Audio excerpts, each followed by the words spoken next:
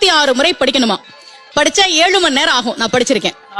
கலியுகத்துல கந்தசஷ்டி கவசத்தை ஒரு நாளைக்கு 36 முறை படிக்கிறதுக்கு நேரம் இருக்காதுன்னு தான் அதுலயே சூட்சுமமாக ரகசியமாக ஒரு விஷயம் சொல்லப்பட்டிருக்கு. முருகனுடைய அருளால் நான் தெரிஞ்சுக்கிட்டேன். அதை நான் உங்களுக்கு சொல்றேன். ரவண பவச ரரரரரரா ரிவண பவச ரிரிரிரிரிரி இதுக்கெல்லாம் என்ன அர்த்தம் நான் தேடி தேடி தேடி முருகன் அருளால் தெரிஞ்சுக்கிட்டேன். சரவண பவ முருகனுக்கான மந்திரம். இத 6 முறை சொல்லணும்.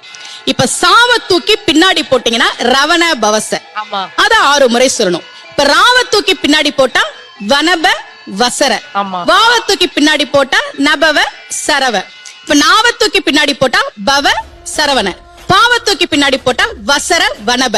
ஒன்னொன்னையும் 6 முறை சொன்னா 6 × 6 36 வரும்.